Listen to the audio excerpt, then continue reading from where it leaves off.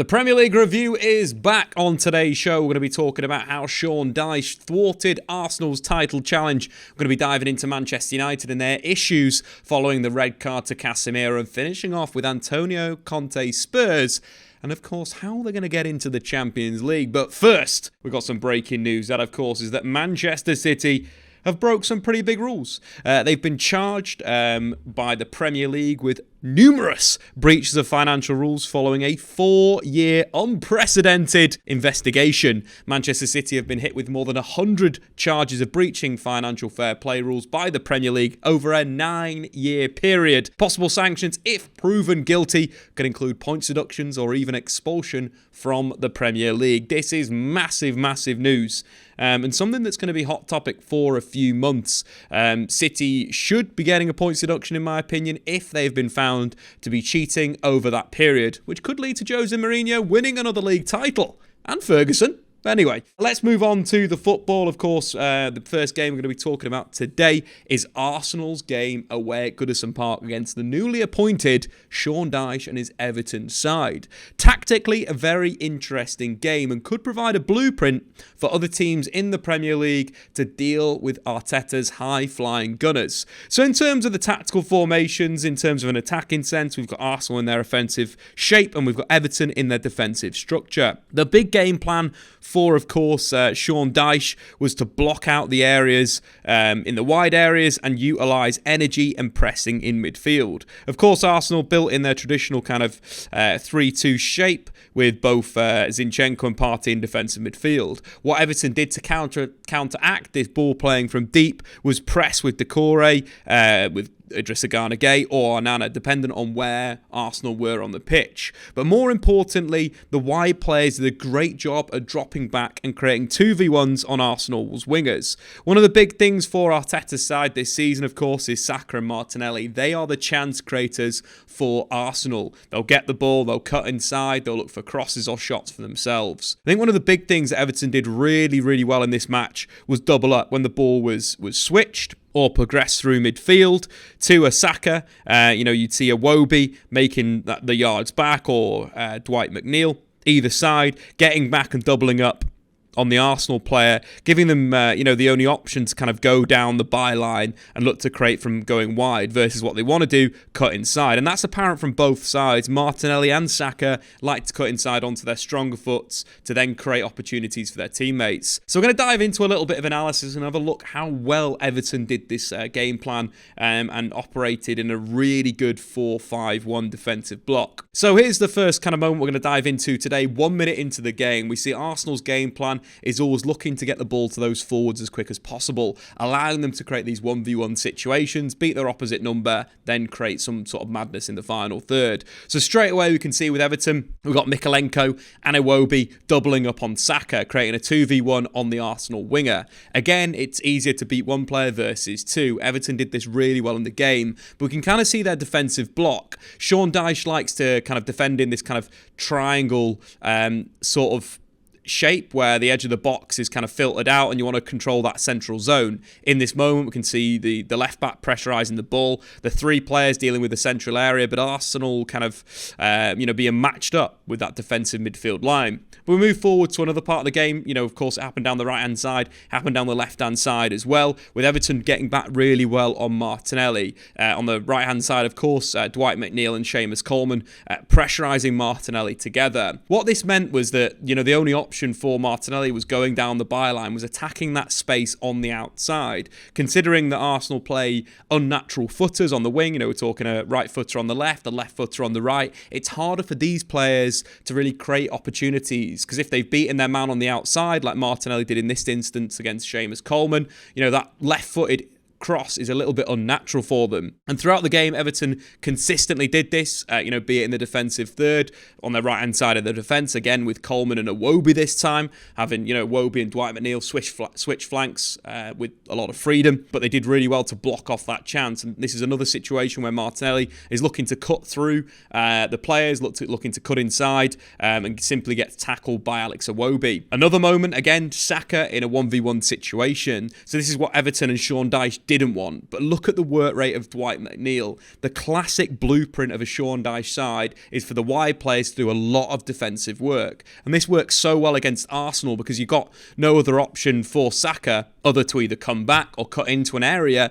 where there's players. If he bypasses Dwight McNeil on the cover, there's going to be a central midfielder again to kind of back it up, which was just absolutely superb. Another moment where Saka tries to come inside, gets tackled, Arsenal lose the ball in the final third. And this was a key theme throughout the game, that Arsenal kept on trying the same thing, the same moves, and not utilising their positional play and rotation. We'll come on to some solutions of how Arsenal, could open up this block, because there is ways, but it can be that same thing where if Arsenal got into the final third or got into a good area, the wide player, Everton was so disciplined in their 4-5-1, and there's no option. If you come inside, you're basically going to have to beat two players plus that central midfielder. And that's a real, concern for Arsenal, is they potentially needed something a little bit more, maybe more width from fullback, maybe they needed more underlapping play, or maybe a centre forward that could hold the play in the middle and then them switch the ball out to create a 1v1. So let's take a look through another example in the final third. Again, same thing, McNeil stopping Saka on that right hand side. And to consider that Arsenal's real method and weapon of opening the door is these two wide players, Everton marshalled them absolutely superbly. So going forward to another example, this time of course Saka actually gets the better of Mikalenko, nutmegs him on the inside, Onana's there to make a massive tackle. So let's look in terms of solutions. Solutions is a key thing to this channel. We want to work out a way for Arsenal to unlock the door. I think one of the first things that I would suggest for Arsenal is to play, when they're playing teams that sit in this kind of 4-5-1 shape, is play the natural footer on the natural side, right footer on the right, left footer on the left. What that means is you're opening up the underlap a lot more. So when the ball's on the right-hand side, Martinelli can easily play the ball behind the fullback for Martin Odegaard in behind the defence. Same with Saka, natural left-footed pass for Granit Xhaka. This was something that Arsenal didn't do enough. And if we actually jump back to that clip that we looked at a second ago in the first minute of the game, you can see that massive moment or opportunity for Odegaard to spin in behind the Everton defence. If Saka opens his right foot up, plays that pass in behind, Odegaard's in behind. Not sure if Odegaard would beat Onana in a foot race, but the threat is the same. Alternatively, if you are maybe, Arteta wants to continue with the left footer on the right footer on the left, there was opportunities for Arsenal to, play through. Saka's cut inside in this moment. There is a really nice reverse pass for Odegaard. Of course, Odegaard's run on the blind side of the Everton midfielder in this position. Again, would be clean through, and then you work the cutback. Sean Dyche's teams are really good when defending crosses from the wide areas. When you get behind them and cut the ball back, there's moments for opportunity. And we can see that Arsenal have got arguably a 2v2 on the back post. Odegaard's going to pull the centre-back Conor Cody over. The cutback's going to be on. So that's one solution for Arsenal in two different ways. Number one, it would be having a natural footer on the side, playing the underlap pass in behind the defence. Alternatively, it's sticking to their kind of style and then cutting in and then looking to play the reverse pass in behind, but very much utilising those kind of free eights. And I think one of the big things that I would have liked to see from Arteta, if he was going for this methodology, is seeing Fabio Vieira from the start. We all remember that goal that Arsenal scored, brilliant underlap from Fabio Vieira against Wolverhampton Wanderers, cut the ball back for Odegaard to finish off the move, something that would have been very applicable in this game. Second solution for this, obviously we don't come with one solution, we come with two solutions for Arsenal. We'll be playing Jorginho in midfield. What this would mean is Arsenal's kind of shape would change, where Jorginho would be at the base of midfield, Zinchenko would take more of a natural left-back position, and Martinelli would be inside. And you'd basically be trying to create a 2v1 or a 2v2 out wide with the rotation, or alternatively with Martinelli receiving, then him directly cutting across the pitch as Everton's blocks move to the left-hand side, and then utilising the switch of play to Saka. We actually saw a moment in the second half where this happened for Arsenal, but it wasn't something that was a constant theme in the game. We can see the rotation here. Of course, we've got Zinchenko in the inverted position. Xhaka's actually out wide in the left-back position, and Martinelli's moving into that inside channel. Of course, my solution would be Jorginho at the base, Zinchenko wide, and Martinelli pushing inside. This creates a problem for Everton's midfield. It's kind of one of the only times that Arsenal got in between the lines behind, Decore, Gana Gay, and of course Onana. This causes a number of problems. We could see right now that, Martinelli's going to receive in between the lines, could face up and play maybe Nketiah in behind, or alternative, as we see with the play, driving across the pitch, putting Saka into a 1v1 position and then backing up the play. We didn't see this enough of with Arsenal. Players taking up the inside channels when the wide player is running at the two defenders for Everton. Opens up a little pocket of space for Arsenal. We could start to see a back post overload as well. This was a great move for Arsenal, something where they should have potentially capitalised on more. We could see Saka and Nketiah on the back post. If Martinelli gets this cross right, Arsenal score the open and they go on to win the game. But that kind of flow of, slightly changing the shape of playing, one of your inverted wingers as an inside forward. You're playing playing playmaker deep in midfield, and you're forcing Zinchenko to play wide. We see this shape naturally occurring a lot more, and it's very, very good for Arsenal. That kind of like interplay between Saka and Martinelli could have got them the win. But overall, I think you've got to give Sean Dyche a hell of a lot of credit. The goal that Arsenal scored was very much a set-piece routine where, they were looking for that back post delivery over and over again. The blockers came in on William Saliba, and Tarkowski headed the ball home. And it was a great performance from Sean Dyche and Everton. And it's something to look forward for in the Premier League. Everton are going to become a very, very difficult team to play against. Not only have they got this defensive organisation that we're seeing at the moment, but they'll be a threat. I think one of the interesting sides with them as well was how well they opened the door going the other way with their, the wide players simply getting crosses into the box. Is something that we've not seen with Everton for a lot of the season. If we take a look at the overall statistics on SofaScore, Everton amassed an XG of 1.67. It was the first time in a Premier League game that the Arsenal's opponents had outscored them in terms of XG and shots on target. But a great performance from Everton. I think going forward, that midfield is going to be a key part of their side. I think the wide players are going to be vitally important to create chances, and of course the back four is going to be defensively solid. Looks good for them from an average position perspective. Great organisation there. We can see the narrowness of the midfield three, the wide players operating on both flanks, and a very organised back four. I think one of the big things in this game from an Arsenal perspective, those two central midfielders, Granit Xhaka 34 and of course Odegaard number 8, are too deep. And what you want to see against the team, like how Everton defended, you need those underlaps. Hence why I think the two solutions, number 1, bringing in Fabio Vieira, number 2, Jorginho deep, Zinchenko high.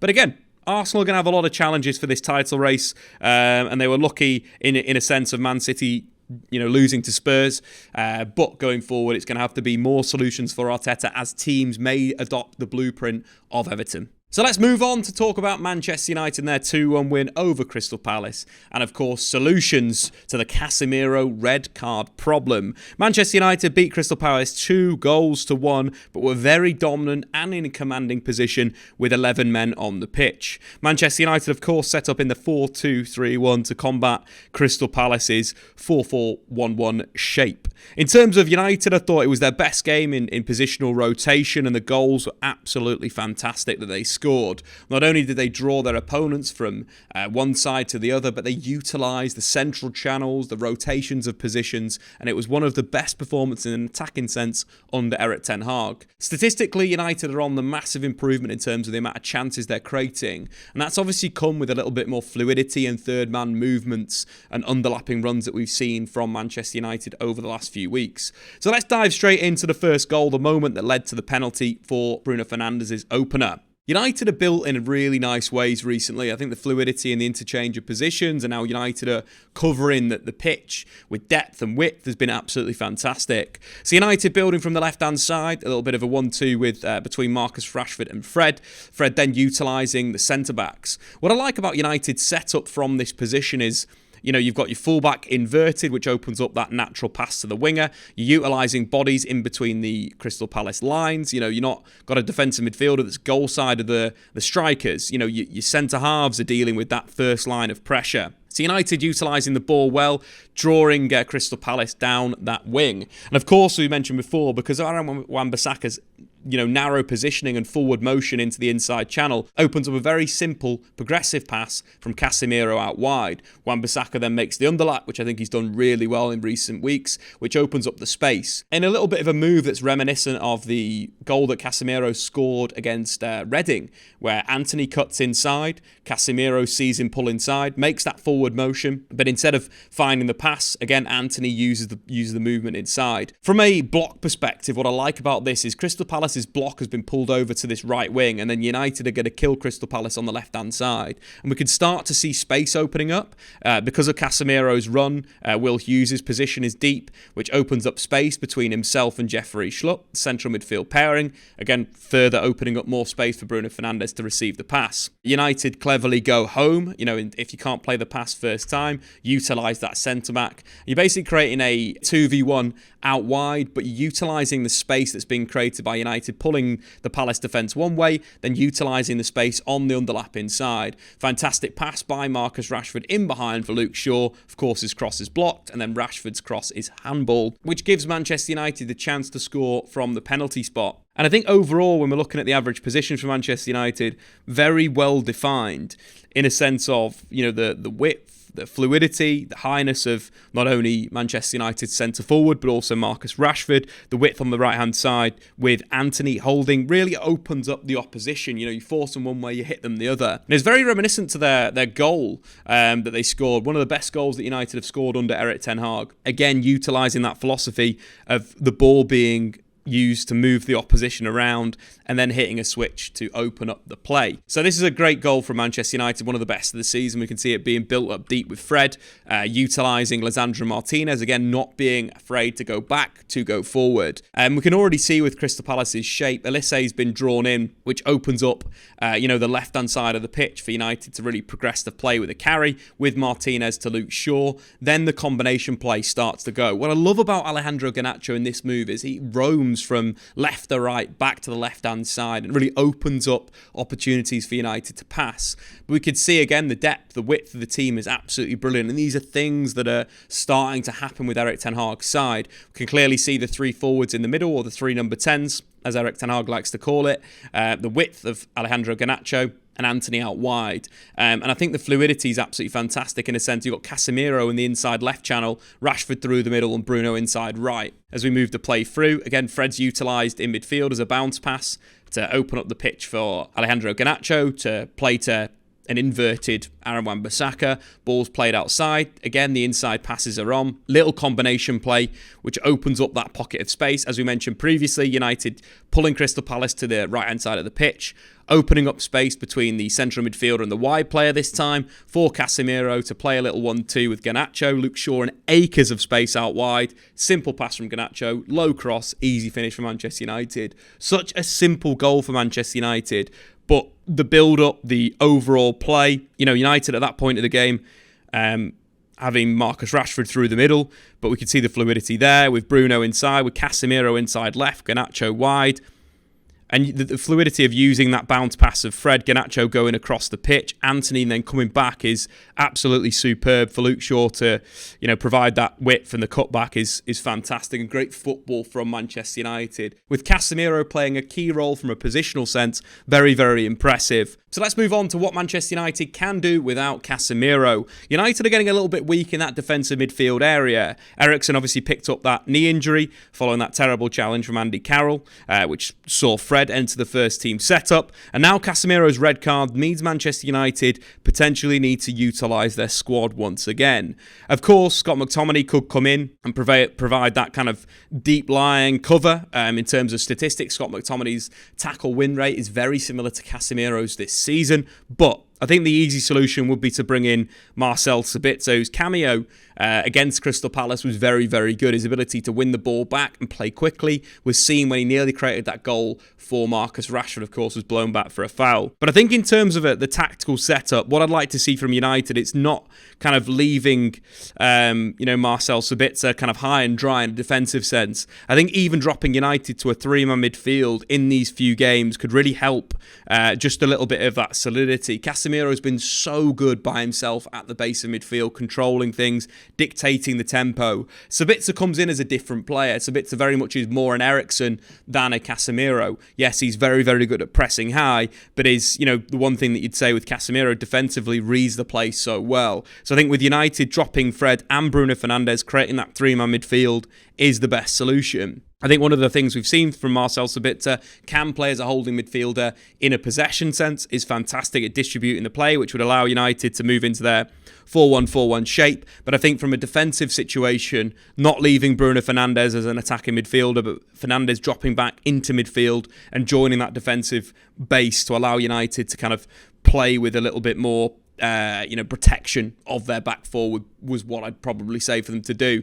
But the good news is obviously Casemiro gets a break before the massive game against Barcelona in the Champions League and the League Cup final. But of course, he will be missed. His ability to win the ball back, to score, to assist this season, as we saw a key part in a number of moves, it's going to be a miss in the team. But it'll be good to see Casemiro take a little bit of a rest, and Sabitzer, of course, to come into the side and deputise for him in a defensive midfield position. Marcel Sabitzer had 9 minutes off the bench, had 4 touches of the football, 1 clearance in the game, but I think we'll see a lot more of him going forward. I think the good things for United is the form of Bruno Fernandes is really starting to peak. Created 4 chances against Crystal Palace, scored from the penalty spot, won 4 out of his 5 tackles, and Rashford is absolutely flying still in an attacking sense, operating inside, operating wide, absolutely destroying teams. Had 7 shots against Crystal Palace, scoring 1 goal. He is having a great season, 19 goals so far. He's only 3 off his best ever season. Marcus Rashford is playing at another level at the moment. And to finish things off, let's have a chat about Spurs versus Manchester City, with Harry Kane scoring his 200th goal in the Premier League. An incredible record for an incredible goal scorer. This game was an interesting one. City were very, very poor once again. They set up with Julian Alvarez playing off Erling Haaland in a bit of a 4-4-2 shape that transitioned to a 3-2-5 when City had the ball. The issue for City was Spurs went man for man. This is something that I've seen Atalanta do a lot in Serie A under Gasperini. Go man for man and squeeze teams up the pitch, not allow them to play through. And we saw that in Tottenham's goal against Manchester City, their ability to squeeze high and really go man for man on the pitch. City were building out the back with their 3 kind of centre halves, Kyle Walker, Akanji, and of course Nathan Ake. 2 defensive midfielders, Rico Lewis moving from left back inside and Rodri sitting at the base. What I love about Spurs is they went man for man all over the pitch, and what we can see at the moment is centre back Eric Dyer high up the pitch, pressurising Bernardo Silva. What I think this causes City is real problems. They can't play out, they can't play over, they don't want to play direct because Spurs will win those first balls and their second balls, considering their kind of athletic midfield in Bentancur and Højbjerg. This causes City a number of issues when they're playing. All the passes are blocked off, and it really forces them into bad decisions. The first one with Eric Dyer, waiting in the blind side of Bernardo Silva to kind of close him down. This is a pass that's going to cause you big, big problems. We know Bernardo Silva's got that ability to spin a tackle, but with a player in such close proximity, with Højbjerg and Bentancur potentially able to, drop in and snap onto that pressing situation as well, a very, very dangerous pass into midfield. Of course, Walker moves it to Akanji, and then Son presses out in that man-to-man orientation. The ball inside, again, Bentancur straight on his back. This leaves City into a very dangerous kind of pass into midfield. It's easier to play to a player that's off the line, that's playing with freedom, but again, Spurs' man-to-man orientation. As soon as Alvarez drops off, there's pressure on his back straight away. His only option could be playing down the line. Again, pressure at his back. This man-to-man scheme, superb from Spurs. This forces City back to their defensive line, which opens up the situation that creates the goal. Again, pressure on the football, instantly on the back. Højbjerg robs it off Rico Lewis, creates a 4-on-2 on the City defensive line, and Harry Kane scores his 200th goal in the Premier League. But I think a lot of credit has got to go to Antonio Conte and his coaching staff for the setup. It was absolutely superb and has really caused City a lot of problems. We can clearly see the kind of definition of Manchester City being a little bit all over the place. It doesn't look like a classic Guardiola side. Haaland's in a very deep position, and Spurs have basically got the number. And I think you've got to give credit to Eric Dyer and his high positioning. You could see with his heat map that he's following that player that's played that's moved to the centre forward position deep into midfield, like he did with Bernardo Silva for this goal. Superb from Conte, superb from Spurs. And I think with the introduction of Pedro Porro, Spurs are easily going to get top 4 for me. I think I can see Newcastle dropping out at the moment, Spurs moving into the top 4, and finishing with Arsenal, Man City, United and Spurs in the Champions League positions. Guys, get into the comments who you think is going to win the league and who's going to be in the top 4. Of course, check out SofaScore, link in the description below. I've been Statman Dave. We'll see you soon.